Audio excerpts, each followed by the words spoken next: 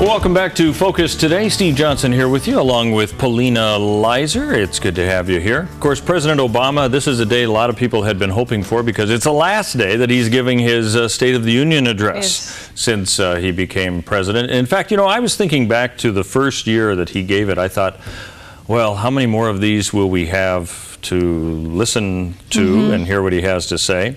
And, of course, he was reelected again, so we've had 4 more. How many of us thought that he'd be doing 8 of them?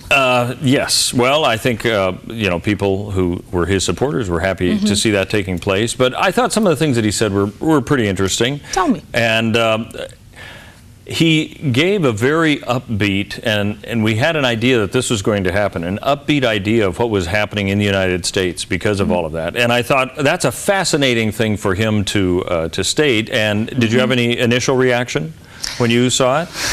Well, what can you say? It was the last one, so that was a good thing. He did say some things, you know, to uplift people, but a lot of the things he said was exactly what he was saying 8 years ago. Yeah. So it's like he's talking about the change, but has nothing changed because he keeps talking about the same things. So it was kind of like nothing really new, nothing novel. Well, it's time to go to our vast, extensive group of individuals who can really peel this apart and give us the insight we couldn't get anywhere else. And initially, I wanted to be able to talk to one person who could do that, but Jimmy Fallon wasn't available. But in the meantime, I thought, okay, who's next on the list? Well, Todd Friel would be here, and he happens to be here. Finally, Todd, we've been waiting all morning to hear you. You know what, if you would like, I can do a pretty good Jimmy Fallon impersonation. Would you just please say, how is the weather there? Hey, how is the weather there? Thank you, my impression of Jimmy Fallon. You know, that's actually pretty close. That's quite good. That's very good. Hey, okay. If somebody had just landed on planet Earth and happened to tune in to one of the networks and saw the president speaking last night, the state of our union is strong. I mean, that's what I heard. Okay. Yeah. The question: what is the definition of strong? What does it mean to be strong? What does it mean to be a good country? What does it mean to be a moral people? We need some definitions of terms. There is something that is fascinating that is happening right now, and this might help us to understand why we're feeling so much frustration. This is what is confronting our president and progressives right now. In the year 2015, there were 452 terrorist attacks. Innocent people walking along, boom, they get blown up, they get shot, they get decapitated. 452.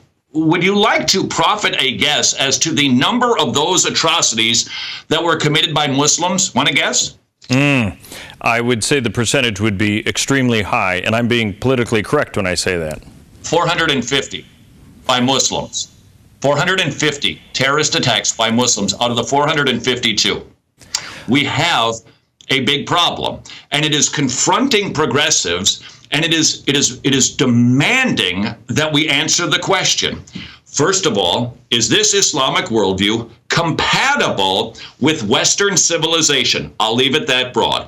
And the reason that that's an important question is because, well, obviously we're seeing people killed. But it goes down to a deeper question. And the reason that they will not answer that fundamental question is because it means making a value judgment. You see, if we say that our way of life here, which has basically been informed by the Bible, you have to state that predominantly the concept, capitalism, freedom, rights given from God, we're not the French, rights given, that's basically a Christian sort of worldview combined with secular society and government. That's just historical. Now, if you state that that system is better than Islam, you are making a postmodern error. You cannot say that somebody is wrong. You cannot say that their worldview is bad. And by implication, you're stating that Western capitalism and even Christianity, by implication, are good and better. And they will never do that. And that is why you're seeing this, well, we don't want to call it Islamic terrorism. We don't want to say that Islam is good and all these people are good, because they can never state that somebody is wrong and that there is a better way of doing life. So plan on more years of frustration, regardless as to who the president is. Now, with all that being said, though, President Obama, and I'm not supporting it, I'm just saying his comments are that he has said, he has referred to his Christian faith. So you would think that he would be happy to join you in your assessment and acknowledge that. Theologically, he's a universalist. He believes that all roads lead to God. So by Orthodox definition, he is not. Furthermore, his worldview is soundly and squarely progressive. There is not one way. There is not one truth. There is not one life. That is all. Jesus is just his path. But if you want to go through Muhammad, if you want to follow the teachings of Buddha, you can do that, and we're all going to get to the same place anyway. So he is not willing. That the postmodern worldview, their flag is, it's all the same. Nobody's better, nobody's worse. And so that is why you're seeing this clash and you're seeing this confusion. And it's also why you're seeing, I believe, Donald Trump's popularity. He's the first guy who's coming close to standing up and saying, no, I'm going to make a judgment here. I'm going to say it. There is a black, there is a white, and I'm going to draw the line, and that's going to be the end of the story. And people are finding that very attractive. Now, I just don't know if it's going to win the day. Well, you know, Donald Trump this morning, I saw him on some of the interview shows. He also referred to what he saw last night, and he said, why is it the president won't say Islamic terrorists? And that's been a question that's been repeated a lot. What is your take on that? Why won't the president do that? He can't do it. It compromises the integrity of the Islamic worldview, which he holds to be at least the same as Christianity, maybe even better. But I don't think he can't say anything negative about somebody's religion. Now, he can barely eke out what those people did was horrific. He can't get away with saying, well, it's not the best, it's not ideal to decapitate people.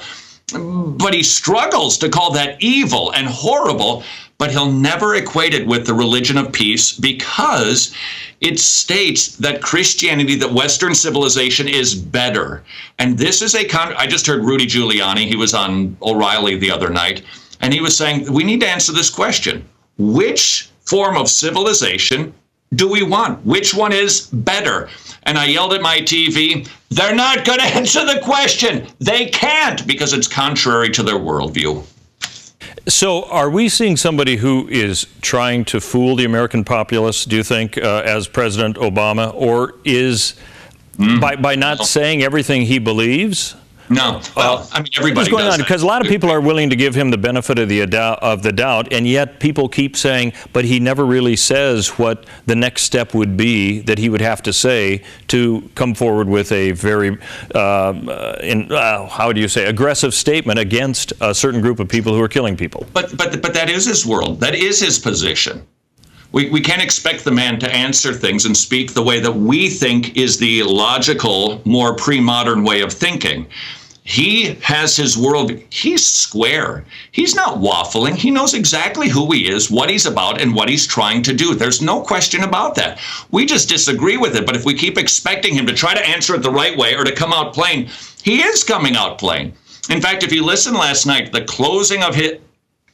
narcolepsy. The closing of his speech, honestly, was the big tell. He said this is why he believes that America is great. So, okay, here's my question. Why, if you were going to answer man on the street, why is America an exceptional nation? What would you say? I would say it is, but I know that he has a hard time with the word exceptionalism. Sure, he does, but if he has to I've got to eke it out. But he does think it's exceptional, but not for the same reasons we do. We look at freedom and liberty, especially religious freedom. We look at how it's raised people out of the dirt. We have subdued this nation. We have conquered for the most part, so much of the terrain, quality of life, length of life, all better, all good. And you look at that and you go, wow, that's a big battle between man and the curse. And there's some victory that's been happening there. This is a good place and a good time to live. He wouldn't say that. He would say this country is exceptional, and he said it last night at the end of the speech, because I believe that we have the capacity to change. That is and he's consistent. He did this when he was at the march, when he did a few months ago at the bridge. He made it clear, this is a great country because we change. So he sees America, in my opinion, as basically not good. He sees it through, I think, a skin color, kind of view. He sees it coming out of the liberation theology that he had at his church in Chicago with the Reverend Wright. He sees it through the eyes of heirs. So he's seeing a progressive. He's seeing more of a socialist worldview. So this old traditional thing, in his estimation, is bad. But America is good because we can change, and that's what he's about, fundamentally changing. He believes America is great or good, not because of what we are, but because of what he wants us to be. So he's very clear with his intentions. Do you think that the Democratic Party has changed because of him? I think there are a lot of Democrats who probably didn't sign on to this contract 8 years ago, and now they're saying, well, it's taken it into a different direction. Do you think the Democratic Party has changed because of President Obama? In part, but remember, President Obama did not get elected, and then a bunch of people started moving radically toward the left. He got elected because there are already a lot of people there. Where did they come from? A number of years ago, this was right after the election of Barack Obama, when we were all stunned. I was amazed. I just, with his religious background, I thought that would be the end of it. It wasn't.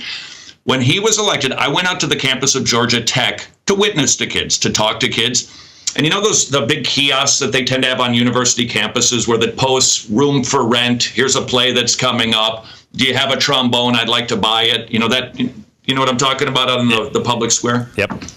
And there were signs everywhere for the Socialist Club meeting. And I thought, wow, that didn't take long. He's only been nominated a day ago. What happened here? No. The Socialist Club didn't start afterward. It was always there. That part of our culture. Bernie Sanders is not persuading people to become that. They are that, which broadens this conversation outside of politics to the university campuses. And this is another realm where progressives have their sway. Trigger warnings, microaggressions are just the latest manifestation. The liberal worldview is being cultivated on universities, and it's showing up in politics. Okay, all right. Hold on to that subject, because I do want to talk to you about the Wheaton College professor. Of all the colleges, this was one of them that was not expected. I'm not that I'm so surprised. I wasn't anticipating this. But so what you're saying is you're not surprised to see Bernie Sanders moving up in the polls right now? No, it's not that I like it. But right. We need to understand he's tapping into something that's already there. Okay. All right. Todd Friel, host of Wretched TV, which airs multiple times on theDove TV. Check out our listings for all of that. In fact, we watch it sometimes when we're getting ready for the morning show. In the corner of our eye, we see he's on doing crazy things.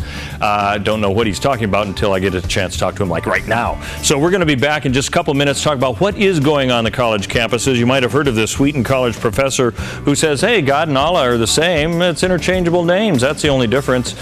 Todd Friel back with us on Focus today in a couple minutes. Keep it tuned. I'm Paulina Leiser, producer of Focus Today.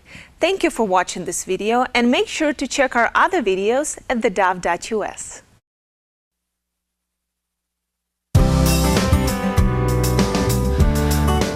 Welcome to Focus Today. Steve Johnson here with you, and Todd Friel is our guest. It's great to have you here, Todd. We're looking in on your studio right now, and I love the still video image you have of Robert Tilton over your left shoulder. I assume that's Robert Tilton. Am I right? Or John MacArthur. I don't know what he's doing up there. He's looking over my shoulder, so watch what you say. Well, apparently, yeah, he must be listening to what we're saying here, too. But I thought it was Robert Tilton, but okay, if you say it's John MacArthur, I'll believe you. He's supposed to be the logo, not the... You say. Todd, we believe anything you say. We are talking about, first of all, we talked about State of the Union address. Now we're moving on to something that is possibly going to be far more longer lasting, and it's a trend that we're seeing on college campuses. Now, you do, I've seen from your videos from time to time, and you have mentioned it, you go to college campuses and talk to people. Let me first ask you, before we get the tenor of what's going on there, what is your motivation? Because we also see Cliff Connectley, who goes and he'll confront people about their faith and all. What is your motivation when you go to a campus and you engage students? Yeah, they're lost. And Jesus said we're supposed to go and make disciples. These kids, every generation is kind of loss. But these kids in our postmodern culture with progressive secular humanism, they're thinking, they're processing. It is really busted. I mean, we've all got busted thinking, but they're really seemingly, especially kind of Romans 1:20. And so I feel for them, but I also know that their lives can be radically different when their sins are forgiven, when they believe in the only true and living God, and then their university education makes sense. They understand what the purpose of life is. And it's a great venue. It's one of the few that exists these days where we can go and engage people and actually spend time with them, evangelizing them. All right. Well, not only are you engaging the students, but of course, so are the university professors. Wheaton College has a real spiritual background when you go way back. I mean, well, so many of them did. When you look at them, they were not secular colleges. You know, colleges had a religious background, and that's changed so much. Wheaton, though, was one of those that I would not have put on the list to say it's changed just like the others have. However, there's a professor who has claimed that God and Allah are the same, and there was quite a bit of response from the administration, pushback. From your perspective, give a scenario. What do you think is happening on that campus, and what do you think is going to be happening there? Yeah, it's a very important question right now because we're seeing the responses are far more confused than they should be. She's a tenured professor, Larisha Hawkins is her name. And this started out with the Advent season preceding Christmas. She put this on her Facebook page: "I stand in religious solidarity with Muslims." Religious solidarity with Muslims? And then she said, "Because they, like me, a Christian, are people of the book."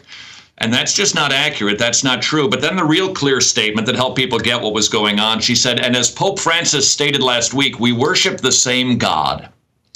That is what got everybody's attention at Wheaton, although this is not the first time that she's been called out on issues. She showed some sympathy toward homosexual marriage. So this is not a woman who is new to controversy, but that statement, "we worship the same God," caused the leaders at Wheaton to go, The problem is she's tenured. It's not politically correct to take their position, but they are. So they're going through the battle right now. And as they do, Christianity Today weighed in on the issue and said, "Do we worship the same God as Muslims?" The answer is yes and no. And that's the line she's trying to take. It's yes and no. And I would propose to you, we better get this figured out, because if we do not get this right, souls are at stake, and this is further ecumenism, a joining of all religions, muddying the waters on who is the only true and living God. We Christians need to get this one right definitively. And so the issue now is on a bigger platform as well with Christianity Today that way. Were you surprised by their reaction? No. Because as I understand it, didn't Billy Graham pretty much found Christianity Today? Sure. But Wheaton University was also founded by a very fine evangelical man. They were also involved, really leaning toward the fundamentalist side in the 40s. So this organization has a robust history, but they're pretty much mainstream evangelical. These, kind of more of the moderate evangelical stream. Christianity Today has been veering to the left now for decades also.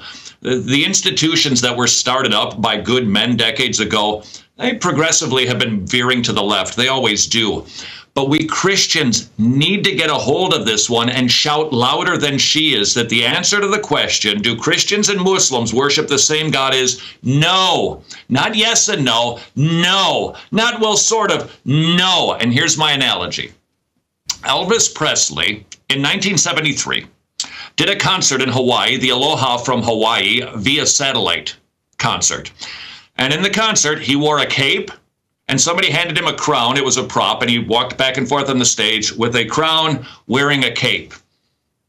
The Queen of England wears a crown and a cape. Would any of us in our right minds ever conclude that we're talking about the same person? No. Just because there's like a little tiny similarity here or there, which there is with Islam, Christianity, and Judaism, there's like they bump up against each other, but that does not make them the same, even kind of. If I asked you the question, is Elvis and the Queen the same? You would say not yes and no, you would say no. And that's the correct answer to the question, do Christians and Muslims worship the same God?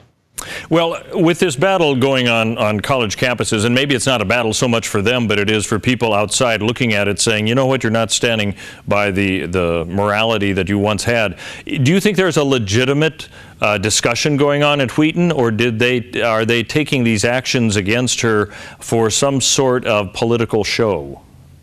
No, this is squarely a theological issue.